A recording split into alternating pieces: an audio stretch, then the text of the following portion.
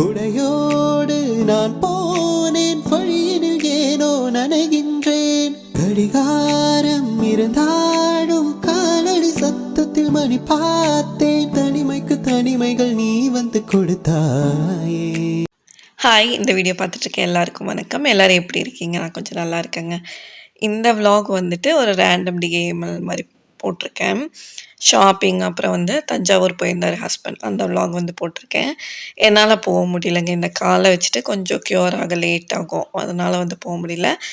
அவங்க வந்து பிரகதீஸ்வரர் கோயில் போயிட்டு பக்கத்தில் இருக்க ஏரியா எல்லாமே கவர் பண்ணியிருக்காங்க. கோயிலோட என்ட்ரன்ஸ்லேயே வந்துட்டு வெண்பொங்கல், அப்புறம் வந்து ரிட்டர்ன் வரும்போது பொங்கல், கேசரி இதெல்லாமே கொடுத்து பயங்கரமாக இருந்தது அப்படின்னு சொல்லியிருந்தாங்க. நான் நெக்ஸ்ட் டைம் கண்டிப்பாக போகணும் அப்படின்ட்டு இருக்கேங்க. போயிட்டு வரும்போது வேஸ்ட்டாக எதுவும் வாங்காதீங்க, ஏதாவது யூஸ்ஃபுல்லாக வாங்கிட்டு வாங்கன்னு சொல்லியிருந்தேன். ரோட்லேயே இந்த மாதிரி போட்டிருந்தாங்களாம். இந்த கூடெல்லாம் 15 ருபீஸு, அப்புறம் 5 ருபீஸ்க்கு ஸ்பூனு, ஃபோர்க்கு இதெல்லாமே 10 ருபீஸ்க்கு வந்து இருந்ததுங்க. இந்த கூடைய நம்ம என்ன பண்ண போகிறோன்னு யோசிச்சுட்ருந்தேன். பயங்கரமாக யூஸ்ஃபுல்லாக இருக்குது. இவ்வளோ யூஸ் பண்ண முடியும் இதை வச்சு அப்படின்னு வந்து வாங்கிட்டு வந்ததுக்கப்புறம் தான் ஃபீல் பண்ணேன். இது கூடவே தலையாட்டி பொம்மை பிளாஸ்டிக்கில் கண்டிப்பாக வாங்கிருங்கன்னு சொல்லியிருந்தேன். பிரஜன் உடச்சிருவான் அப்படின்ட்டு. கூடவே மரத்தில் அந்த ஒரு பொம்மை வந்து டான்ஸ் ஆடிட்டு இருக்க மாதிரி அதை வந்து மரத்தில் வாங்கியிருந்தாங்க. மண்ணில் வாங்கினா கண்டிப்பாக உடச்சிருவான், அப்போ நமக்கு கஷ்டமாக இருக்கும் அப்படின்றனால இந்த கூடை வாங்கிட்டு வந்து ஒரு கூடையை வந்து வெங்காயம் உரிக்கிறது இந்த மாதிரி போடுறதுக்கு யூஸ் பண்ணிட்டேன்.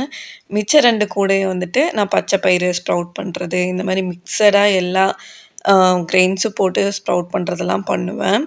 அதுக்கு வந்து இது பயங்கர யூஸ்ஃபுல்லாக இருக்குது. நான் சும்மா போட்டு வச்சுருந்தேன் எப்படி இருக்குன்னு பார்க்கலாம் அப்படின்ட்டு.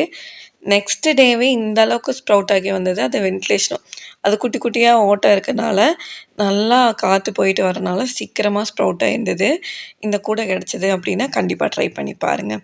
போயிட்டு வந்ததுக்கப்புறமா கிளைமேட் ரொம்ப ஒஸ்ட்டாக இருந்தது. சரி, ஓகே, வெஜிடபிள் சூப் செய்யலான்னு ஆரம்பிச்சிட்டேங்க. பட்டாணி, சுண்டல் என்ன இருக்கோ எல்லாமே போட்டிருக்கேன். கார்ன்லேருந்து வெஜிடபிள்ஸ்லேருந்து என்னென்ன இருக்கோ எல்லாமே போட்டுட்டு உப்பு சேர்த்து நல்லா தண்ணி விட்டு 4 விசில் வச்சு எடுத்துக்கிறேங்க.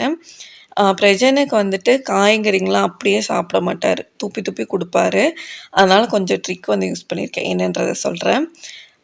வெஜிடபிள்ஸ் எல்லாம் வெந்ததுக்கப்புறமா கடாயில் கொஞ்சம் பட்டர் சேர்த்துக்கலாம். நல்லா மெல்ட் ஆனதுக்கப்புறமா ஒரு கை அளவுக்கு கார்லிக்கும் சின்ன வெங்காயமும் சேர்த்துட்டு இதுக்கு தேவையான உப்பு சேர்த்து நல்லா வதக்கி விட்டுக்கலாங்க. பிரஜன் வெஜிடபிள்ஸை நான் வந்து வேஸ்ட் பண்ணுறதுனால நான் அது தண்ணி கொதிக்கும் போதே என்ன பண்ணுவேன் அப்படின்னா, அது வந்து நல்லா மிக்சியில் போட்டு பிளெண்ட் பண்ணிவிட்டு அதை வந்து அரைச்சி உள்ளே சேர்த்துப்பேங்க. அப்போ வந்துட்டு நம்ம பொட்டேட்டோ ஆட் பண்ணோம் அப்படின்ற அவசியம் வந்து இருக்காது. கொஞ்சம் ஹெல்த்தியாக சாப்பிட்ட மாதிரி இருக்கும். அவர் வெறும் வாட்டர் மட்டும் எடுத்தால் கூட வெஜிடபிளோட நியூட்ரிஷன் கிடைச்ச மாதிரி இருக்கும் அப்படின்றதுக்காக தான் இந்த மாதிரி ட்ரிக் வந்து ஃபாலோ பண்ணுறேன். நீங்கள் உங்கள் கிட்ஸ் வந்து சாப்பிட மாட்டாங்க அப்படின்னு தோணுச்சுன்னா இதை வந்து ஃபாலோ பண்ணி பாருங்கள். வெஜிடபிள்ஸ் வேகும்போதே பெப்பர் ஆட் பண்ணிக்கிறேன். பெப்பர் ஆட் பண்ணிவிட்டு இந்த வெஜிடபிள் கிரைண்ட் பண்ண மிக்ஸியும் சேர்த்துட்டு ஒரு 2 வாட்டி கலக்குனா போதும். நல்ல கன்சிஸ்டன்சியில் வந்து சூப் ரெடி ஆயிரும். இதை சேர்த்ததுக்கப்புறமா ரொம்ப நேரம் கொதிக்க விடணும்னு இல்லைங்க. ஒரு 2 செகண்ட்ஸ் வந்து விட்டாவே போதும். நல்ல கன்சிஸ்டன்சியில் வந்து வந்துடும். கண்டிப்பாக இந்த ரெசிபி ஃபாலோ பண்ணி பாருங்கள். ரொம்ப டேஸ்டியாகவும் சீக்கிரமாகவும் செஞ்சிடலாம். பட் வந்து ரொம்ப ஹெல்தி. வெறும் தண்ணியை மட்டும் குழந்தைங்க எடுத்துக்கிட்டால் கூட போதும். இது கூட நான் வந்து கொரியாண்டர் லீவ்ஸ் போடுறது இதெல்லாம் பண்ண மாட்டேங்க. அது போட்டோன்னா பிரசன்ட் தனித்தனியாக எடுத்து கொடுப்பான். நமக்கு வந்து ப்ரெஷர் வந்து ஜாஸ்தியாகும். அதனால நான் அந்த ரிஸ்க்கே எடுத்துக்கிறது இல்ல. இதோட ஸ்டாப் பண்ணிருவேங்க, அவ்வளோதான். இங்க எங்க ஏரியால வெட்னஸ்டே அன்னைக்கு மார்க்கெட்டுங்க. போயிட்டு வரப்போ ஃபிஷ் வாங்கலாம் அப்படின்னு வந்து ரொம்ப நாளா ஹஸ்பண்ட் வந்து சொல்லிட்டு இருந்தாங்க. சரி, ஓகே, நம்ம வளர்த்து தான் பார்ப்போமே அப்படின்ட்டு ஃபிஷ் வாங்க தான் போயிருந்தோம். எங்க ஏரியாலயே இருக்குங்க ஃபிஷ்ஷு. எல்லா ஃபிஷ் வெரைட்டிஸும் வச்சுருக்காங்க. இது வந்து ரொம்ப க்யூட்டா இருந்தது. ஆனா மேல பார்த்தா நாட் ஃபார் சேல்ன்னு வந்து போட்டிருந்தாங்க. ஒரு வேள அந்த லீவ்ஸ் கூட பார்க்கும்போது க்யூட்டா இருக்கா என்னன்னு தெரியல. ஆனா அதே மாரி ஃபிஷ் வந்து தனியா பார்க்கும்போது விட, அந்த லீவ்ஸோட, அதாவது ஆர்ட்டிஃபிஷியல் லீவ்ஸோட பார்க்கும்போது கொஞ்சம் டிஃப்ரெண்ட்டாவும், க்யூட்டா இருக்க மாரி ஃபீல் ஆச்சு. தனியா ஃபிஷ் பார்க்கும்போது கொஞ்சம் எம்ப்டியா, அவ்வளோ நம்ம பார்த்தோன்னே அட்ராக்ட் ஆகுற மாரி இல்ல.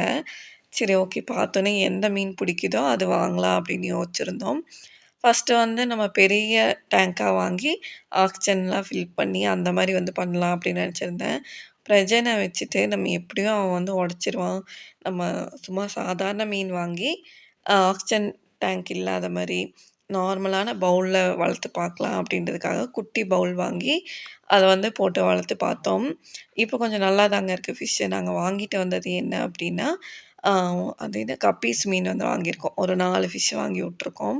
இப்போ வரைக்கும் நல்லா தான் இருக்கு.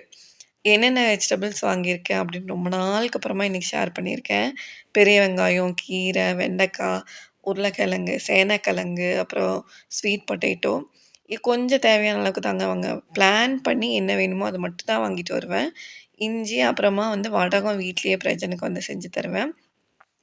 தக்காளி, கேபேஜ், பீட்ரூட், அப்புறமா காலிஃப்ளவர்.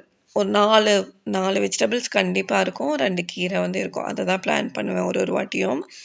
ஆனா அது மிஸ் ஆயிடுச்சு அப்டின்னா, வீட்டுக்கு முன்னாடியே கீரை இருக்குங்க. அது வந்துட்டு ஒரு கீரை எடுத்துப்பேன். மேபி அங்க கீரை நல்லா இல்ல அப்டின்னா. அங்கருந்து வரும்போதே கயிறு, அதாவது துணி கட்டுற கயிறும், அருவாளும் வாங்கிட்டு வந்திருந்தோம். வாங்கிட்டு வந்துட்டு ஃபிஷ்ஷ எப்படியோ டேங்க்ல வந்து போட்டுட்டோம். ஒரு 1 1/2 மந்த்ஸ் பிளாஸ்டர் போட்டு ரெஸ்ட்ல இருந்ததுல, ஒரு 6 கேஜி ஏறுனதுதாங்க மிச்சம். 75 வந்து ஆயிட்டேன்.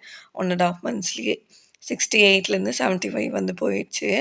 இப்போ கொஞ்சம் ரெட்யூஸ் பண்ணி 72.5க்கு வந்து வந்திருக்கேங்க.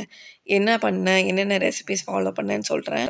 இப்போ என்னால எந்த ஒர்க் அவுட்டோ, எக்சர்சைஸோ எதுவுமே பண்ண முடியாதுங்க. வீட்டு வேலைய செய்யறதுலயே கால் வந்து இன்ஃப்ளமேஷன் வந்து ஆகுது. அதனால ஸ்வீட்ட ரெட்யூஸ் பண்ணிட்டு, நான் ஃபுட்ல மட்டும் தான் ஃபோக்கஸ் பண்றேன். ஃபுட்ல நான் வந்து என்ன மாரி இன்டேக் பண்றேன்றத ஷார்ட்ஸ்ல இனிமே வரக்கூடிய வீடியோஸ்ல டெய்லியுமே நான் ஆட் பண்றேன். டீ, காஃபிக்கு பதிலா இந்த மாரி செம்பருத்தி டீ எடுத்துக்கிறது, சங்குப்பூ டீ எடுத்துக்கிறது, முருங்கைப்பூ டீ எடுத்துக்கிறது, அந்த மாரி தான் ஃபாலோ பண்ணிட்டுருக்கேன். இத நான் ஆல்ரெடி ஷார்ட்ஸ்ல போட்டிருக்கேங்க. இந்த வீடியோ யூஸ்ஃபுல்லா இருக்கும்னு நெனைக்கிறேன். உங்களுக்கு பிடிச்சிருக்கு அப்டின்னா லைக் பண்ணுங்க.